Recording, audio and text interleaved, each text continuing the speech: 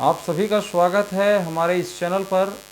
आज हम आप लोगों के लिए लेकर के आए हैं सैंपल प्रश्न पत्र में कक्षा 8वीं विज्ञान विषय से उच्च प्राथमिक प्रमाण पत्र परीक्षा 2025 के लिए ये मॉडल आंसर आप लोगों के लिए एक सैंपल के रूप में आप लोगों को दे रहे हैं। पहला इसका जो प्रश्न है वस्तुनिष्ठ प्रश्न है। यहाँ पर हम वस्तुनिष्ठ प्रश्न को देखें तो सही विकल्प का चयन करना है। सही विकल्प का चयन में पहला प्रश्न है, निम्न में से 3 वलयों का ग्रह कौन सा है? तो इसका सही आंसर है ब शनि। फिर हम देखते हैं कि आग बुझाने वाले कर्मचारियों के वस्त्र किससे बने होते हैं? तो मेलामाइन प्लास्टिक से बने होते हैं। निम्न में से पृथ्वी के वायुमंडल के गर्म होने का क्या कारण है? तो इसका कारण है ग्रीन हाउस गैसें। निम्न में से धातुओं का कौन सा गुण नहीं है? तो इसका सही उत्तर होगा भंगुरता। बाकी हम देखें उच्च घनत्व, विद्युत सुचालकता, आघात वर्धनता इसके गुण हैं। निम्न में से मलेरिया रोग उत्पन्न करने वाला रोगाणु प्लाज्मोडियम प्रोटोजोआ है। और ज्वाला के विभिन्न क्षेत्रों में किस क्षेत्र का तापमान उच्चतम होता है? तो इसका सही उत्तर होगा बाहरी हल्का नीला क्षेत्र। निम्न में से कोशिका के ऊर्जा केंद्र हैं। ऊर्जा केंद्र के रूप में हम जानते हैं माइटोकॉन्ड्रिया को। और उसके बाद जो प्रश्न का उत्तर होगा ये होगा कि सुस्पष्ट दृष्टि की न्यूनतम दूरी का मान होता है। तो इसका सही आंसर होगा 25 सेंटीमीटर। अंतरिक्ष यात्री आपस में बात करने के लिए उपयोग करते हैं। रेडियो तरंग का उपयोग करते हैं। सौर सेल में सौर ऊर्जा रूपांतरित होती है। सौर सेल में सौर ऊर्जा रूपांतरित होती है विद्युत ऊर्जा के रूप में। जैसा कि सौर सेल पैनल बनाया जाता है उससे हम विद्युत प्राप्त कर सकते हैं। रिक्त स्थानों की पूर्ति कीजिए, जिसमें से है मलेरिया, शहद, हानिकारक, विद्युत सेल और केचुआ। विद्युत अपघटन की क्रिया विद्युत सेल में होती है। तो ये हो जाएगा पहला इसका उत्तर। मधुमक्खी पालन से क्या प्राप्त किया जा सकता है? मधुमक्खी पालन से शहद प्राप्त किया जा सकता है। फिर हम देखते हैं कि कृषि मित्र किसको माना जाता है? कृषि मित्र केचुआ को माना जाता है। और फिर उसके बाद है नशीले पदार्थों का सेवन स्वास्थ्य के लिए हानिकारक होता है। साथ में मादा एनाफिलिस मच्छर के काटने से मलेरिया रोग उत्पन्न होता है। इस चीज को आप समझ जाइए। फिर उसके बाद देखते हैं अति लघुत्तरीय प्रश्न, जिसमें से पहला इसका दूसरा प्रश्न है, नायलॉन रेशों से बनी कोई 2 वस्तु का नाम आपको बताना है। तो कोई 2 वस्तु का नाम में हम देखें तो पहला तो आप लिख सकते हो वस्त्र लिख सकते हो, वस्त्र लिख सकते हो, या नहीं तो आप लिख सकते हो दूसरा रस्सी। इसके अलावा और भी बनाए जाते हैं, जैसा कि पैराशूट भी आप लिख सकते हैं। कोई 2 आपको लिख लेना है। फिर हम देखते हैं शोर और सुस्वर ध्वनि में कोई 2 अंतर। शोर और सुस्वर ध्वनि, देखिए शोर कहने का मतलब है श्रो, अप्रिय आवाज़ को कहते हैं। अप्रिय जितने भी आवाज़ आते हैं जो कि अनियमित होते हैं। लेकिन जो सुस्वर ध्वनि होते हैं वो सुखद लगते हैं, मन को सुख लगता है। और साथ में ये कहें कानों को भी वो सुखद अनुभव करवाता है। साथ में ये नियमित होते हैं। तो ये हो गया 2 अंतर। फिर हम देखें विद्युत लेपन के कोई 2 उपयोग। तो विद्युत लेपन के 2 उपयोग में हम देखें तो पहला जो इसका उपयोग है वो है कि धातु को जंग से बचाने के लिए।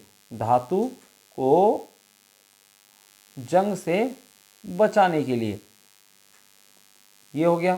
फिर दूसरा इसका उपयोग है कि धातु को चमकदार और आकर्षक बनाने के लिए। चमकदार और आकर्षक बनाने के लिए इसका उपयोग होता है। फसल के लिए सिंचाई क्यों आवश्यक है? फसल के लिए सिंचाई आवश्यक इसलिए है क्योंकि पौधों को भी पानी की आवश्यकता होती है। पानी की आवश्यकता उन्हें भी होती है। और इसी पानी से वो जो मिट्टी में घुली पोषक तत्व हैं उनको घोल करके वो अपने अपने पूरे पादप अंग तक वो पहुंचाते हैं। तो यहाँ पर हम लिख सकते हैं पोषक तत्व को घोलने में भी काम आता है सिंचाई करने से। और पौधों को भी ये ठंडा रखने में भी मदद कराता है। तो यहाँ पर पोषक तत्वों को घोलने में लिख सकते हैं आप। ठीक है। फिर आगे हम देखें, हरी सब्जियों और मिर्च को सूखा करके परिरक्षित किया जाता है। तो दो अन्य सब्जियों के नाम लिखिए जिनका परिरक्षण सूखा करके किया जाता हो। तो एक तो है आपका आलू, और चाहे तो आप लिख सकते हैं धनिया भी लिखा जा सकता है, या नहीं तो पत्ता गोभी भी लिख सकते हैं, कुछ भी लिख सकते हैं। इसमें से प्याज भी कहें तो भी सही है। इस प्रकार से हम लिख सकते हैं। किशोरों के लिए आहार नियोजन क्यों आवश्यक है?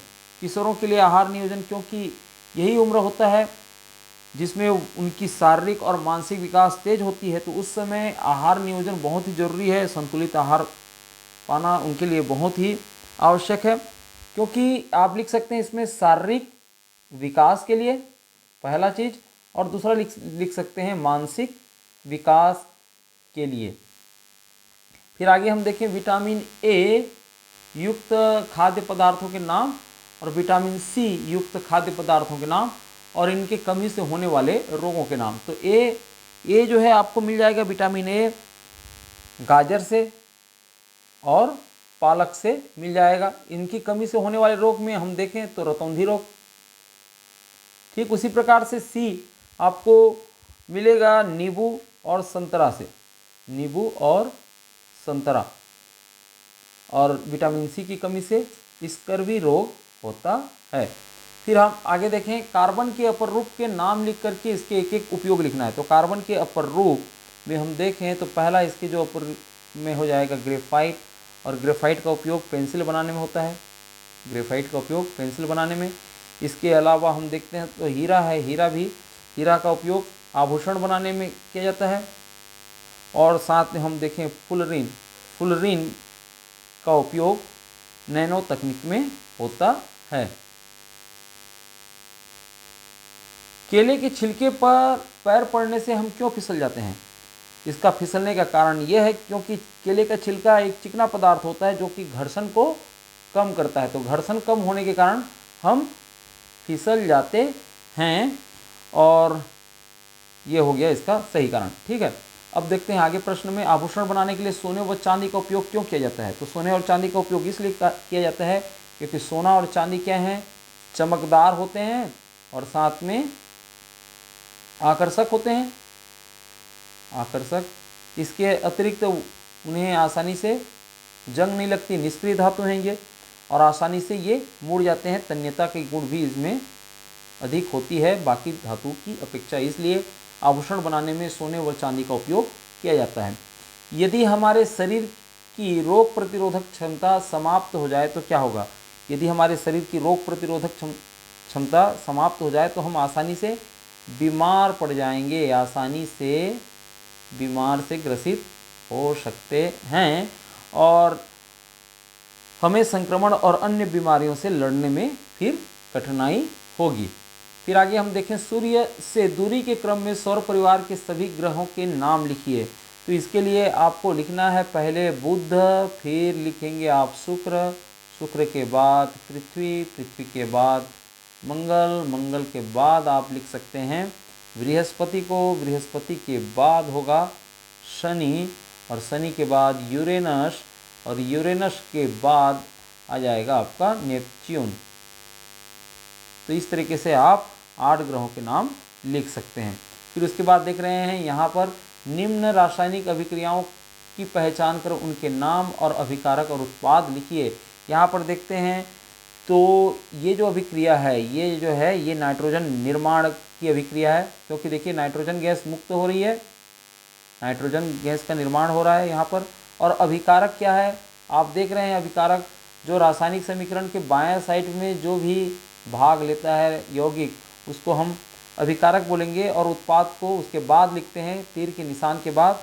तो यहाँ पर उत्पाद में है नाइट्रोजन और हाइड्रोजन। तो इस प्रकार से आप इनको लिख सकते हैं। दूसरे वाली अभिक्रिया आप देख रहे हैं जहाँ पर अभिकारक के रूप में जिंक और हाइड्रोक्लोरिक अम्ल है, और साथ में उत्पाद में हम देखें तो जिंक क्लोराइड है और हाइड्रोजन है। यहाँ पर क्या हो रहा है, यहाँ पर हो रहा है जिंक क्लोराइड का निर्माण। ठीक, बायोगैस संयंत्र का नामांकित चित्र बनाना है। बायोगैस संयंत्र का नामांकित चित्र आप पुस्तक देख करके बना सकते हैं। यहाँ फिलहाल बनाना एक लंबा एक समय हो जाएगा, आप लोग चाहें तो इसके लिए आप कमेंट कीजिए, हम आपको बायोगैस का चित्र किस तरह से बनाया जाता है आसान ढंग से, ये हमको आप कमेंट के जरिए बताइए, हम बना करके आप लोगों को फिर एक दूसरे वीडियो में बताएंगे। ठीक है, अभी देखते हैं किरण चित्र बताइए जब वस्तु उत्तल लेंस के प्रकाश केंद्र और मुख्य फोकस के बीच स्थित हो। ठीक है, इसके लिए आपको जो है चित्र बनाना है, तो चित्र बनाने के लिए आप करेंगे क्या, पुस्तक की मदद लेंगे, और ये भी आपका नहीं बनेगा तो आप ज़रूर हमें कमेंट कीजिए, हम फिर बताएंगे। यहाँ पर हमारा मकसद एक प्रकार से आपको सिंपल प्रश्न पत्र बताना है, कुछ कुछ चीज़ें जो मौखिक रूप से बताई जा रही है, उत्तर उसको हम बताते जा रहे हैं, वीडियो लंबा ना हो इसका ख्याल हम लोग रख रहे हैं। फिर आगे हम देखें, यहाँ पर हैजा रोग का वर्णन निम्न बिंदुओं के आधार पर कीजिए। आपको रोग कारक का नाम लिखना है, 1 अंक का है तो आप लिख सकते हैं विब्रियो कॉलेरी,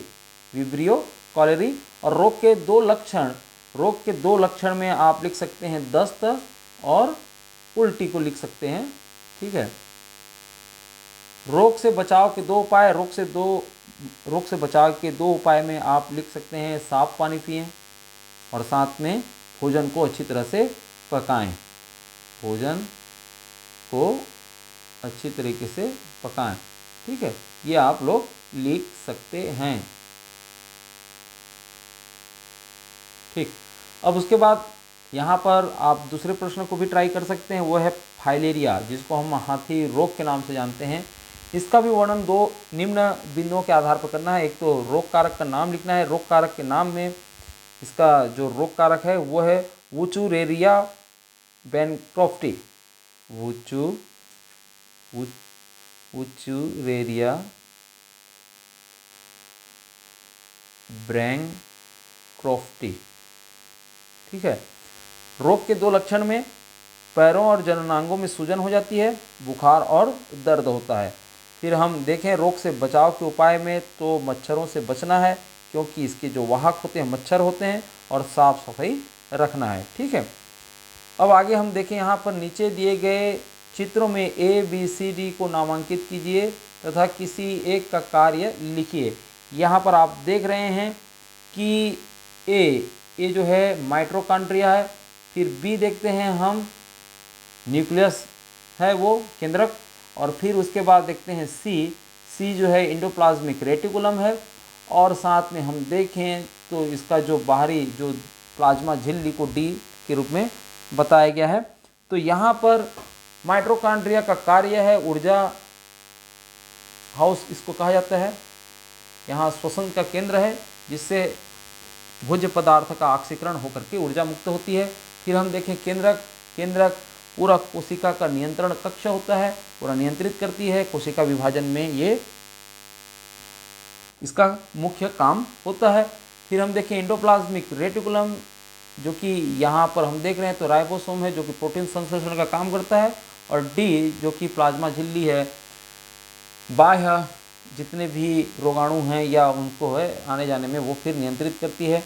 ठीक है, आगे हम देखें, यहाँ पर नीचे दिए गए प्रोकैरियोटिक कोशिका के चित्र में ABCD को नामांकित कीजिए और किसी एक का कार्य लिखिए। एक का कार्य लिखने के लिए बोला है, यहाँ पर देखते हैं ये यहाँ पर प्रोकैरियोटिक कोशिका में ये हो गया A, ये हो गया आपका कशाभिका जिसको हम फ्लैजिला भी कहते हैं, फ्लैजिला जो कि तरंग का काम करती है, जिसके सहारे में ये जो वायरस है या कहना चाहिए प्रोकैरियोटिक कोशिका है ये आगे की ओर बढ़ती है। इस प्रकार से बी में हम देखें तो बी कैप्सूल है जो कि बाहरी आघातों से उसकी सुरक्षा करती है। सी में हम देखें तो सी उसकी प्लाज्मा झिल्ली है।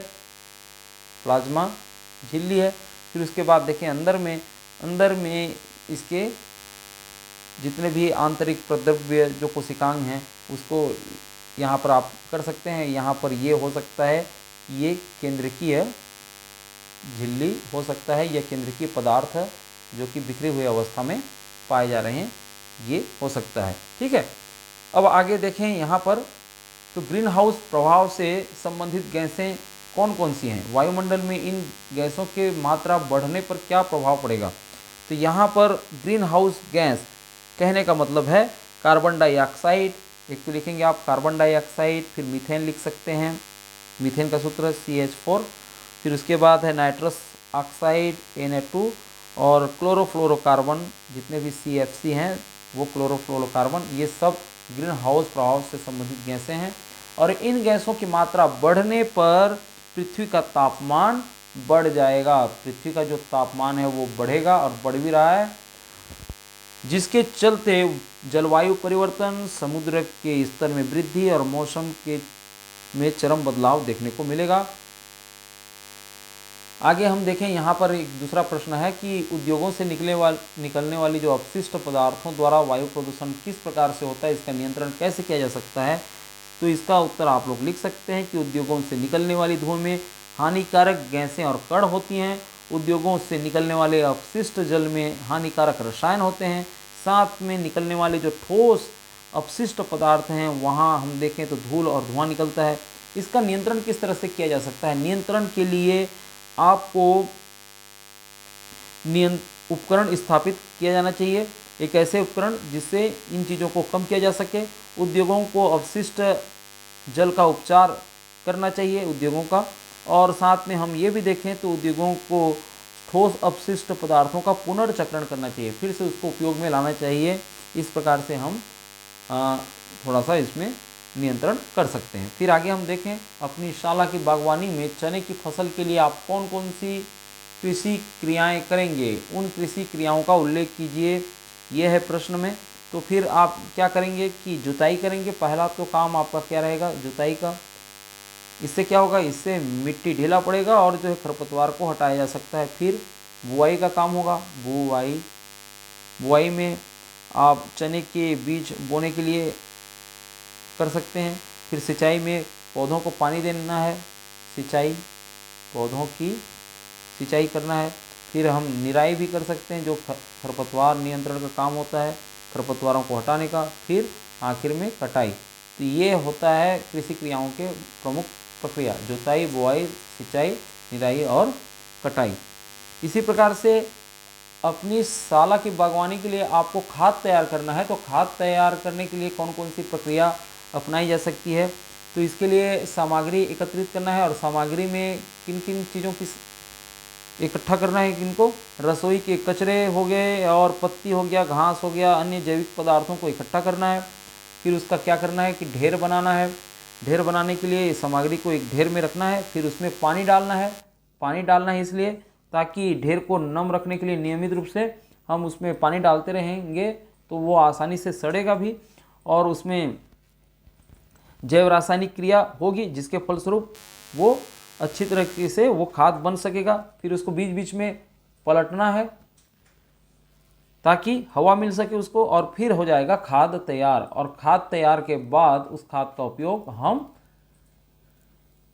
कर सकते हैं कृषि के लिए। तो ये इस प्रकार से आपको जो है सारे प्रश्न के उत्तर मिल गए होंगे। आपको आसानी से हर चीज़ को समझने में मदद मिली होगी। ऐसी आशा के साथ आज हम इस वीडियो को यहीं पर विराम दे रहे हैं।